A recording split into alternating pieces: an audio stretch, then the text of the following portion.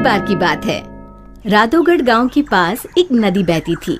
खेती के साथ साथ पीने के लिए भी उसी नदी का पानी इस्तेमाल होता था। उस नदी में एक चुड़ैल रहती थी। वो कुछ दिनों से लोगों को पानी नहीं भरने देती थी और बहुत परेशान करती। एक दिन, ए कमला, तूने मेरी चोटी क्यों खींची? पगला गई है क्या विमला? मैं भला तेरी चोटी क्यों खींचूंगी? झूठ मत बोल, यहाँ हम दो ही तो हैं। अरे अरे, वो देखो, हमारी मटकी का पानी कौन गिरा रहा है? रास्ते में उन्हें भुवन मिला, जो बैलों को पानी पिलाने नदी लेकर जा रहा था। क्या हुआ? इस तरह क्यों भाग रही हो जैसे भूत पीछे पड़ गया हो? हाँ दादा, भूत ही है नदी पर, सच में। भक, मैं ही मिला चुहल करने के लिए। दरन हो गई जिनैया मैं कैसी करूं। अरे क्या हुआ, ये बैल पानी क्यों नहीं पी रहे हैं? और मेरी धोती कौन खींच रहा है? कहीं भूत भागो रे। इसी तरह एक दिन रामू वहां से जा रहा था। उसने देखा बीच धारा में एक औरत बड़े आराम से बैठी हुई है। ए, तुम वहाँ क्यों बैठी हो? अरे बाहर आ जाओ, मरना है क्या? उसने पलटकर आदमी की तरफ देखा और फिर जोर से हंसी। तुझे मारना है कहकर हाथ बढ़ाना शुरू किया। वो तेजी से गिरते पड़ते गांव की तरफ भागा और गांव आकर लोगों को बताया। हाँ, उस दिन मेरे बैलों को पानी भी नहीं पीने दिया उस चुड़ैल ने। हमारी मटकी का पानी गिरा दिया था। लगता है हमें ये गांव छोड़ना ही होगा। बिल्कुल सच कहा भुवन, मेरा भी यही मन है। गांव के सब लोगों ने गांव छोड़ने का निश्चय कर लिया। भुवन बेटा, हो गई तैयारी? हाँ काका, हो ही गई समझो। मुझे लगता है क्यों ना हम मुखिया जी के पास चले। हाँ, शायद कोई उपाय निकले। काका, मुखिया जी कोई ओझा तो नहीं? मुझे लगता है हमें हनुमान मंदिर के पुजारी के पास चलना चाहिए। बात तो तुम्हारी भी सही है। सारे गांव वाले पुजारी जी के पास गए। कहो, कैसे आना हुआ?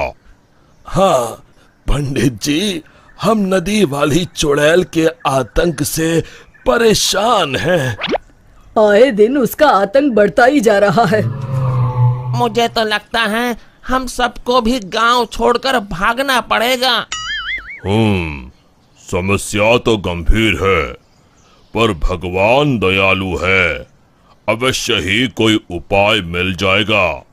आप ही बताइए, क्या करना होगा? हमें एक हवन करना होगा। जैसे ही उस हवन का पवित्र धुआं उसे लगेगा, वो श्राप मुक्त हो जाएगी। पर चुड़ैल को हवन कुंड तक लाना असंभव है। असंभव में ही संभव छुपा है भुवन। तो हवन किया जाए। कल हस्त नक्षत्र है, कल ही ठीक रहेगा। ठीक है पंडित जी। आप लोग इस सामग्री की व्यवस्था कर लीजिए। मैं ब्रह्म मुहूर्त में वहां पहुंच जाऊंगा। हम सब भी पहुंच जाएंगे। हवन कुंड तैयार है, मैं जल लेकर आता हूँ नदी से। किसकी मौत आई है जो मुझे सोते ही जगाने चला आया? चुड़ैल जी, आप सोइए, मैं तो पूजा के लिए जल लेने आया हूँ। ये नदी मेरी है, इसका पानी भी मेरा, समझे? और हाँ, अपनी अकल को प्रसाद के जैसे बांटना बंद करो, समझे? पर क्यों चुड़ैल जी? क्योंकि मैंने ऐसे कहा। अब चुप, एकदम चुप। चुड़ैल जी, क्यों ना एक शर्त लगाई जाए। जो हारेगा उसे दूसरे की बात माननी पड़ेगी। बोलो, मंजूर है? तुम साधारण गांव वाले मुझ जैसी ताकतवर चुड़ैल से शर्त लगाओगे? चलो। चुड़ैल जी, पहले शर्त सुन तो लो। जितना तो मुझे ही है, फिर भी बता ही दो। अभी हम यहाँ नदी पर हवन पूजन कर रहे हैं, आपको उसमें आना होगा। उसके बाद हम सब गांव छोड़कर चले जाएंगे। और नहीं आई तो ऐसे ही रोज तुम्हारी नींद में खलल डालेंगे। ठीक है, पर मेरी एक शर्त है, मुझे कोई मंत्र सुनाई नहीं देना चाहिए।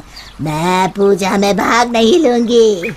ठीक है चुड़ैल जी, आप बस वहाँ बैठिएगा। चलो। गांव वाले चुड़ैल को देखकर डर गए, पर पुजारी जी ने इशारा किया तो वो शांत होकर बैठ गए। जैसे ही पंडित जी ने आखिरी आहुति आग में डाली और धुआं चुड़ैल की तरफ गया, वो जलने लगी और जोर जोर से चीखने लगी। बचाओ, मैं जल रही हूँ, बचाओ, कोई बचाओ, मैं सबको खा जाऊंगी, किसी को नहीं छोड़ूंगी, बचाओ। धीरे धीरे उसकी आवाज शांत हो गई। सब लोग सोच रहे थे कि चुड़ैल जलकर राख हो जाएगी, पर ये क्या? उस डरावनी चुड़ैल की जगह पर एक खूबसूरत परी खड़ी थी। वो मुस्कुराते हुए बोली, मैं एक परी हूँ। एक शाप के कारण मुझे चुड़ैल बनना पड़ा। आज आपके कारण मैं शाप मुक्त हो गई हूँ। अब मैं परी लोग जाऊंगी। उससे पहले एक वरदान देना चाहती हूँ। मांगो, क्या मांगते हो? अगर कुछ देना है तो ऐसा वरदान दो कि इस नदी का पानी कभी न सूखे। तथास्तु कहकर परी उड़ गई। फिर सब खुशी खुशी रहने लगे।